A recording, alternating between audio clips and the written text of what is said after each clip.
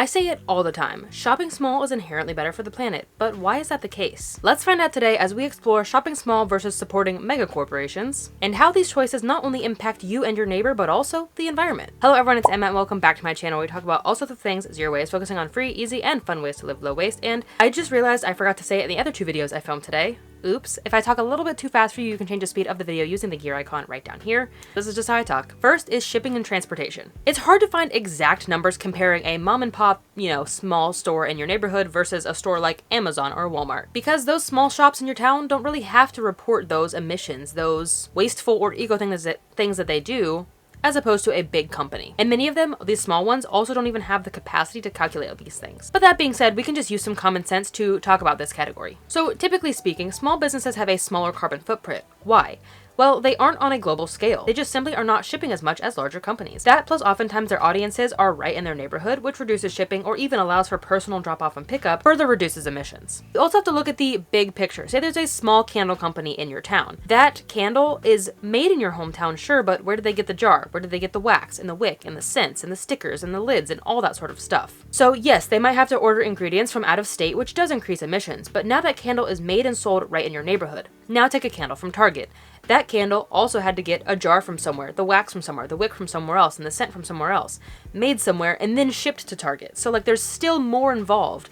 Even if that local isn't as perfectly local as possible, neither is it from Target, and then it still includes further shipping and emissions from a big store like Target. What I'm saying is, yeah, there's going to be some sort of emissions and shipping when it comes to even small businesses acquiring their bits and pieces, but same with a big box store, plus more shipping. And of course, this is still when you shop in person at a store like Target. This is not counting for brands like Amazon that then will ship directly to your door, shipping overseas, XYZ. Not only is this reducing emissions on these small businesses part, but your part as well, your personal carbon footprint. Now, I'm not a big believer in the personal carbon footprint because it was a little bit greenwashy. You can learn more about that in this video, but I do think that your personal carbon footprint is a great place to start if you're looking to reduce your emissions. So Sustainable Connections actually estimates that individuals reduce their driving by 26% when they have access to small businesses to do their shopping at right in their hometown. You have small businesses that you can support in your hometown or a mall 30 minutes away, for example, greatly reduces your emissions because you can shop locally. And this is all very greatly impacted, especially when it comes to food. If you shop at a local farmer's market versus at a big box store that's shipping goods and food from all over the country, all over the world even,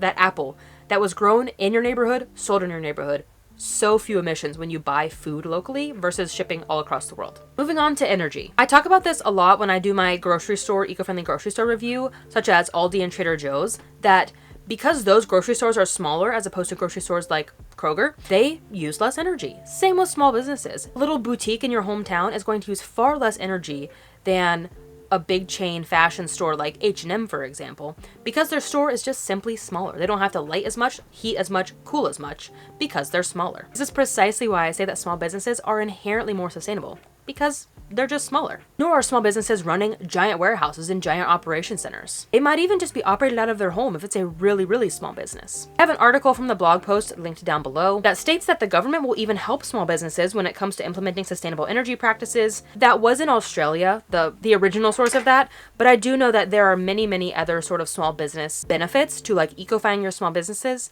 in other countries as well. Next is waste. Small businesses, I feel like, are also more inclined to use a bunch of product as opposed to throwing it away. For example, there are so many small soap makers out there and they trim their soaps to have smaller edges, to trim off the imperfections. And I've seen so many videos of different soap making businesses that they will use the scraps and make scrap soap, which is a great use. If they have pretty big chunks, they will sell sample sizes. They will always find a way to reduce waste and use as much product as they can, of course, to save money and also make as much money as they can. Of course, big businesses are also inclined to make as much money as possible, but I don't feel like that they are on the same level as small businesses when it comes to saving money, because they have endless money. But now let's also talk about fashion. Companies like H&M and Shein, there is no incentive for them to use fabric scraps. They simply throw it away. Anything that will not make them a direct profit immediately, into the garbage because it takes more work for them. It's just not profitable for these big businesses on these large scales to think about using waste and pay somebody to use waste when they could just throw it away and get more stuff for cheap. Now, an eco fashion brand that I love, I don't have anything from them, but I love what they're doing, is their Poppy Lou.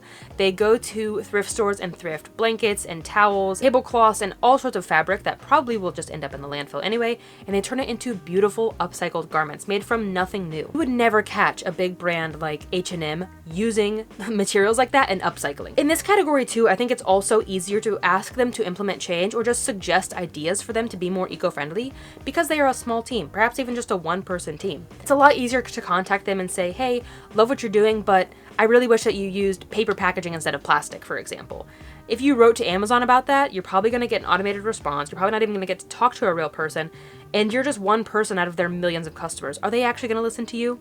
Maybe, but probably not.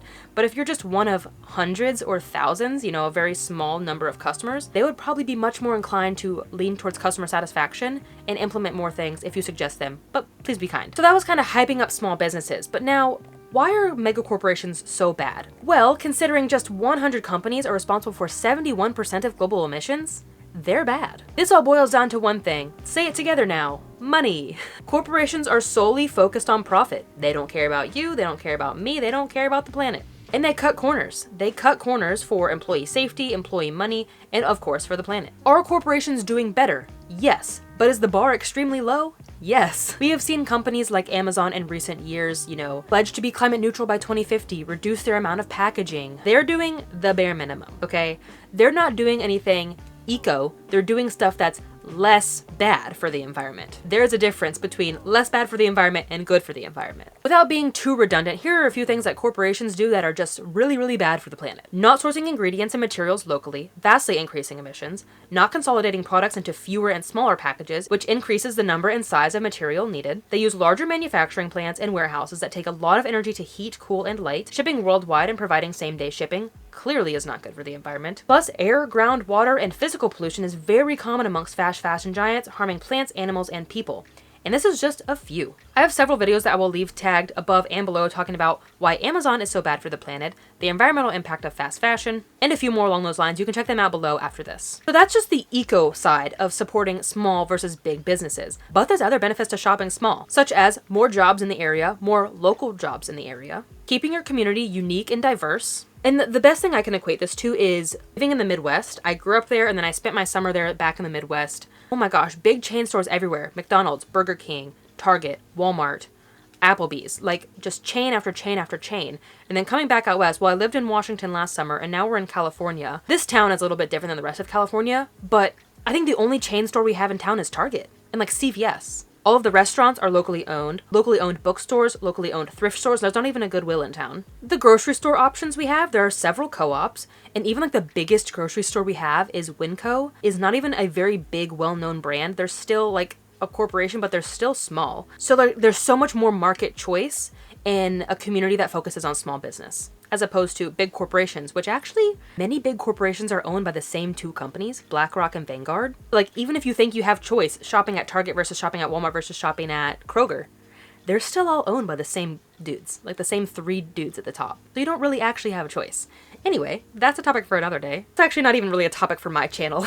But anyway, similarly to that is you keep money in your neighborhood. When you pay a small boutique, a small thrift store, you're giving money to your neighbors and they're reinvesting it back into your neighborhood. So according to Sustainable Connections, for every $100 spent at a locally owned business, $68 recirculates and remains in your local economy.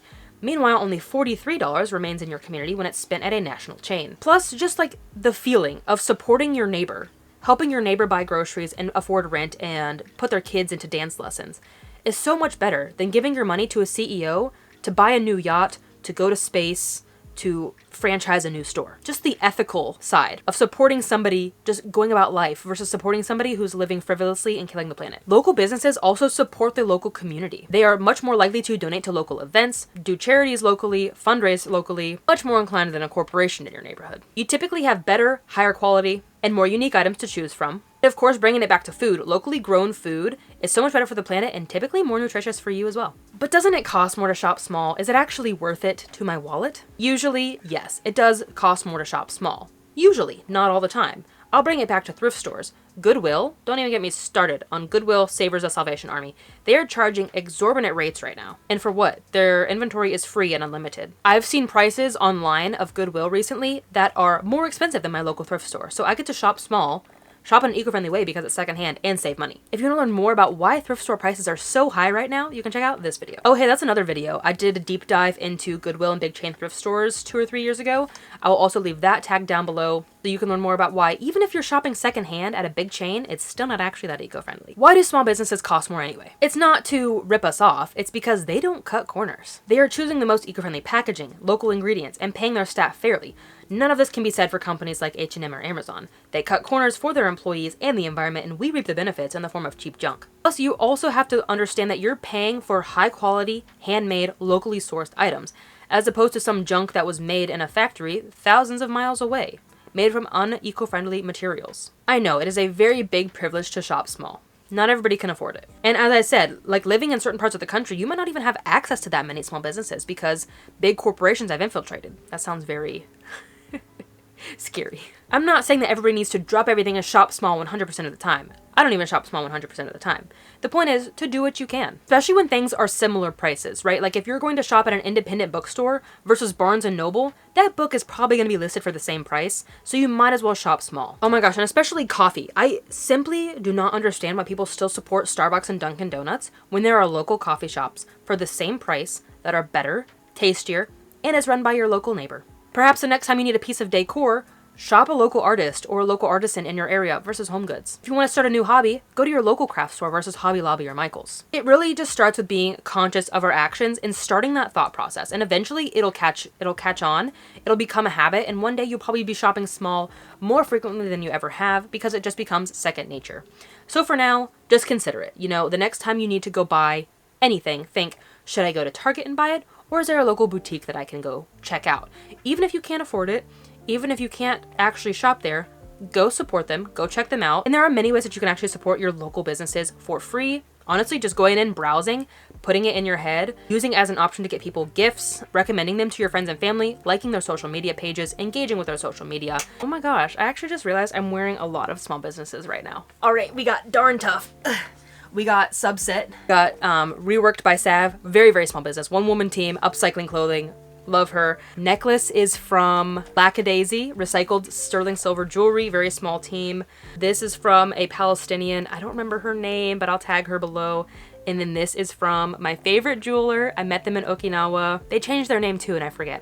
All of the brands that I'm wearing, all the small brands I'm wearing will be tagged down below. All of those free things that you can do to support your small local businesses without actually shopping from them are great things to do. And your next best option, if you can't shop small, shop secondhand. And you can actually shop small and secondhand by supporting your local thrift stores as opposed to big chains. And you can learn more about the importance of shopping secondhand in this video. I know this topic was challenging to find hard facts on, but I hope that you're now more aware of just truly inherently, like this is all just very common sense about why small businesses are better to support than the larger ones, especially mega corporations, the biggest of the big corporations. I hope that this inspires you to find new local businesses to your area. If you want more of my favorite local businesses, I really encourage you to check out all of my gift guides. 6th one is about to come out. I need to start working on that because it's a hefty work. It's a hefty thing to make. I always prioritize DIY free eco gifts and also small businesses that you should support, small eco businesses that you should support for the holiday season. So check out all of my gift guides for some small business recommendations as you can shop all year long, or stay tuned for my gift guide 2024. It's coming soon, I suppose. It is the holiday season. Thank you so much for watching this video. If you enjoyed it, please leave a thumbs up. And if you're new here, don't forget to hit subscribe. Again, I talk about all sorts of things zero waste, but I do focus on making zero waste accessible, make it make sense, and I like to make it fun. As always, remember that your small actions make a big difference in the long run. Bye, guys. The peanut butter. This was in the background the whole time. Embarrassing. Of course, big businesses are also inclined to, I thought that was closer. The one thing that's probably picking up on the mic. Maybe I should hold on a second.